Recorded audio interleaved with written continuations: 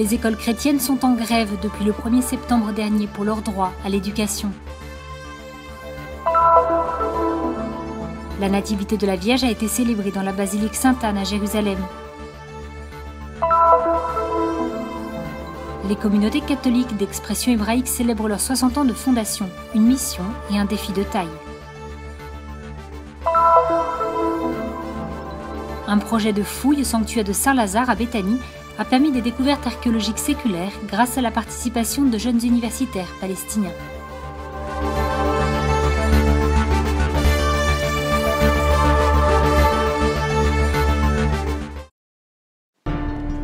Les écoles chrétiennes d'Israël cette année n'ont pas ouvert leurs portes à la rentrée. La grève en effet a commencé le 1er septembre, coïncidant avec l'ouverture de l'année scolaire. Une grève à durée indéterminée pour protester contre les politiques considérées comme discriminatoires de l'État juif à leur encontre. Le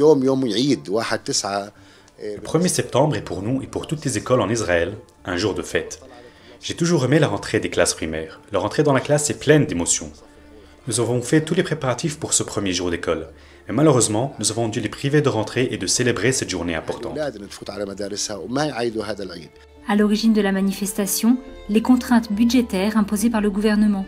Un différend qui dure depuis des années, depuis la brutale diminution des subventions publiques à hauteur de 45%, obligeant les écoles à augmenter les frais de scolarité pour les familles. Nous défendons les droits des enfants arabes, les chrétiens, musulmans et druzes qui fréquentent nos écoles. Nous souffrons de discrimination raciale. Nos écoles chrétiennes négocient depuis 2 ans avec le ministère pour faire valoir les droits fondamentaux de leurs étudiants arabes palestiniens en Israël. Les différentes manifestations qui ont été organisées soulignent la gravité de la situation et la présence de tous ces gens montre que c'est là une cause juste.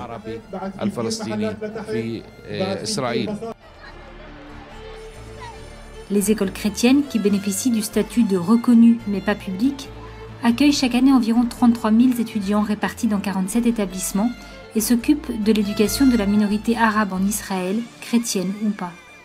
La plupart existaient déjà avant la fondation de l'État d'Israël et sont considérés comme de plus haut niveau dans tout le pays, selon le classement de qualité établi par le ministère.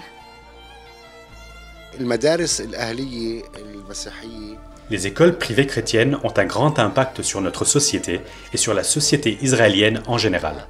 Il s'agit d'écoles bien établies, avec des étudiants diplômés qui contribuent au tissu social en accédant à des postes supérieurs.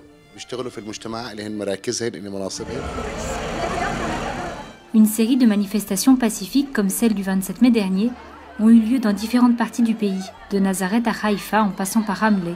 La protestation est arrivée ensuite jusqu'à la ville sainte, aux portes du ministère de l'Éducation, lorsque des centaines de manifestants, 110 autobus venus de toutes les régions du pays, ont protesté ce dimanche. Nous sommes ici pour faire entendre notre voix, parce que c'est un État démocratique et nous leur demandons de nous écouter. Aujourd'hui, je suis venu ici manifester avec mon fils contre la négation abusive d'un droit fondamental, le droit à l'éducation. C'est une cause juste. Tous ceux qui ont pris la parole aujourd'hui ont prouvé que ce que nous demandons est juste. Nous réclamons justice et égalité. Le problème est qu'il y a en Israël une loi qui doit être appliquée. Et actuellement, elle n'est pas respectée. Voilà le problème. La loi en Israël doit soutenir les écoles chrétiennes, assumant tous les frais des élèves. Nos écoles sont religieuses, elles existent depuis la création de l'État d'Israël. Et nous respectons la loi. Nous demandons que la loi soit appliquée. Nous ne demandons ni aide, ni privilège, ni miséricorde. Nous ne faisons que dire qu'il y a une loi, laquelle doit être appliquée à tous.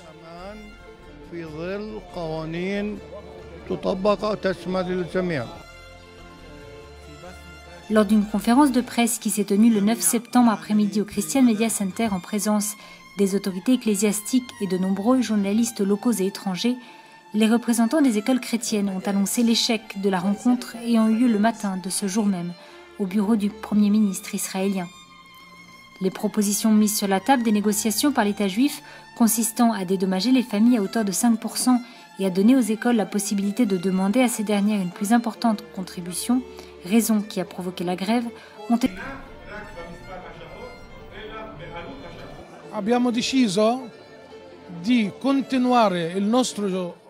Nous avons décidé de continuer cette grève illimitée pour que soient écoutées les demandes des étudiants et de nos écoles.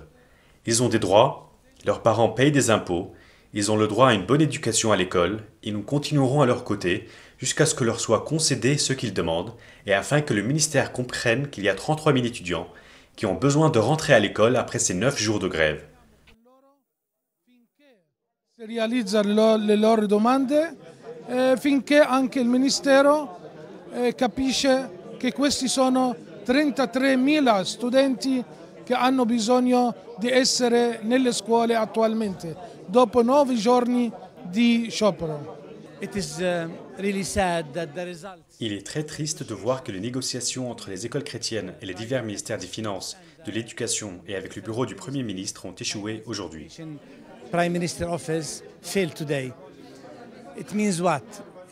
Cela veut dire que nos écoles continueront la grève, ce qui est contraire à l'intérêt des enseignants, des étudiants du nombre de 33 000 et des parents.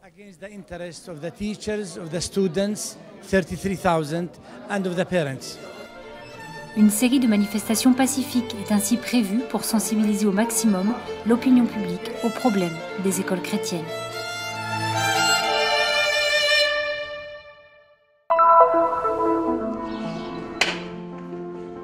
Les religieux franciscains se sont rendus en procession de Saint-Sauveur à l'église Sainte-Anne, à travers les ruelles de la vieille ville. Et ce n'est pas la tempête de sable qui toucha Jérusalem ce mardi matin qui pouvait ébranler leur fidélité à la tradition.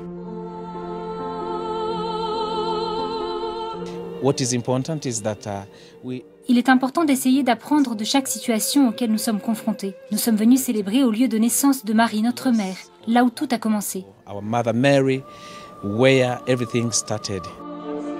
La fête a été marquée par la célébration eucharistique à la basilique Sainte-Anne, en présence de fidèles locaux et de groupes de pèlerins.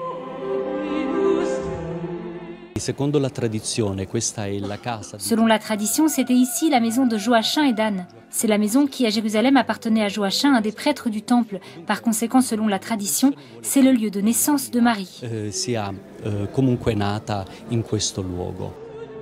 Nous nous trouvons au lieu des piscines de Bethesda, où, dit-on, a eu lieu le miracle du paralytique. Anne et Joachim auraient vécu ici jusqu'à ce que Marie ait 12 ans, époque à laquelle il serait parti pour Nazareth. Ce groupe de Brésiliens a choisi un jour particulièrement significatif pour venir dans ce lieu saint.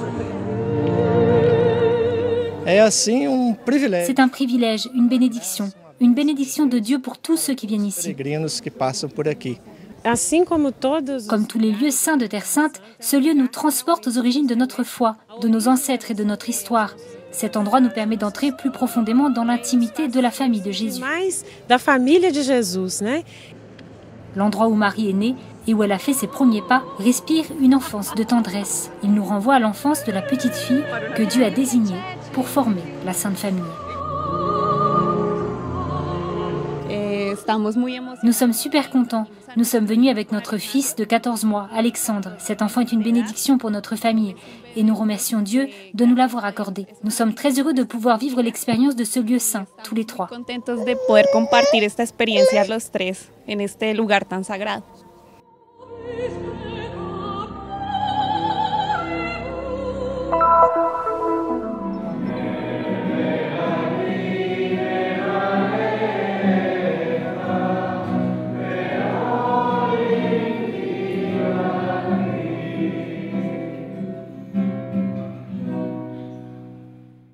Nous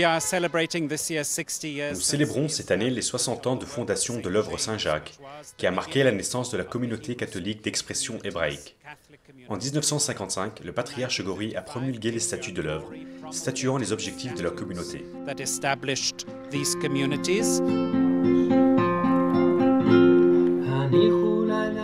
Suite à la fondation à Jaffa en 1955, d'autres communautés paroissiales appelées en hébreu Keilot ont été établies en 7 lieux différents en Israël, de Nazareth à Haïfa, à Jérusalem et à Beersheba. De petites communautés, mais pleines de joie.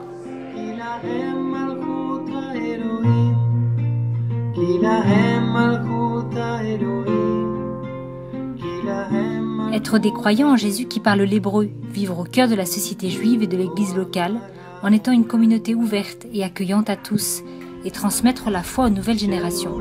Tels sont les défis auxquels les communautés font face aujourd'hui, chacune là où elle se trouve. Telle est leur mission et ce vers quoi elles se dirigent. Pour moi, ça a été très important de trouver quelque chose qui est devenu une église, en étant au cœur du peuple juif dont nous faisons partie. Peu à peu, nous avons vu comment ça s'est développé.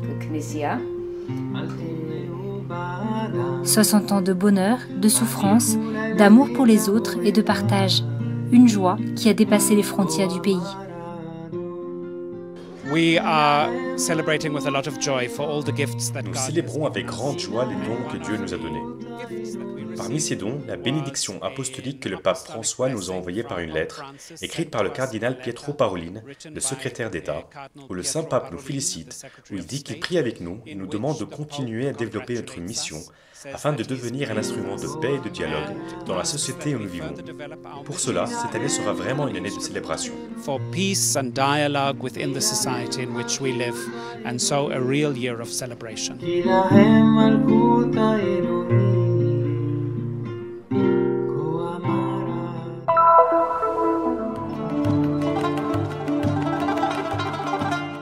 Bien que ces pierres ne parlent pas, elles sont témoins d'une longue histoire. Des millénaires de culture, de coutumes et de traditions sont logés dans ces vestiges apparemment anodins. Mais pour ceux qui s'aventurent à se plonger dans le passé, il y a là une richesse qui mérite d'être connue. Au sanctuaire de Saint-Lazare à Béthanie, un projet archéologique s'est attaché à percer les mystères du lieu. Ce que nous souhaitons en tant qu'association non gouvernementale et avec le soutien de la Custodie de Terre Sainte, c'est élargir et améliorer la visite des pèlerins en ce lieu afin de leur faire découvrir pourquoi il est si important. Nous sommes près de la tombe de Lazare, un lieu très important pour les chrétiens.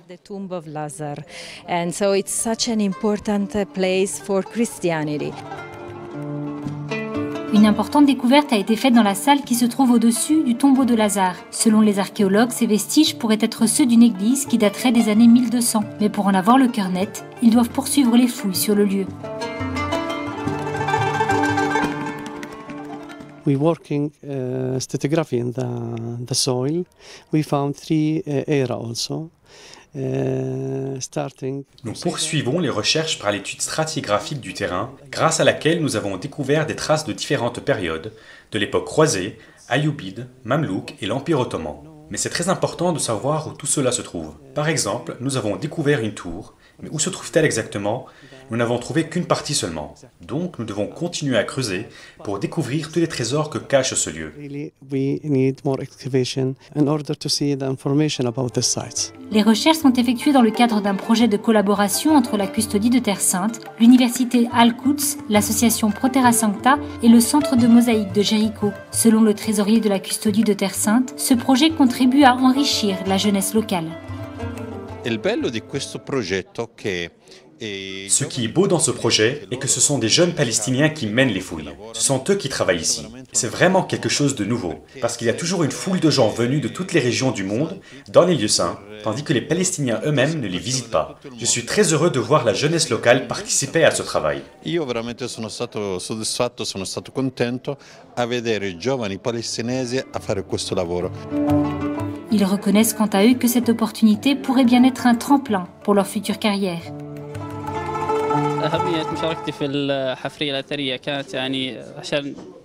C'est important de participer à des fouilles pour acquérir de l'expérience dans ce domaine et de faire la découverte de choses encore inconnues, des anciennes cultures et civilisations.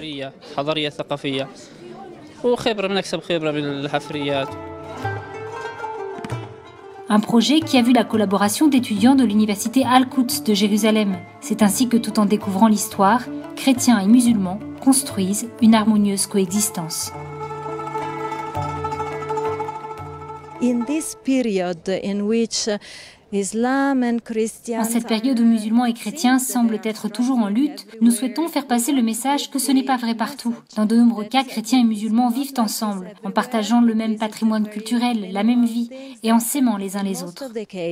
Christians and Muslims have been living together, sharing cultural heritage, sharing life and loving each other.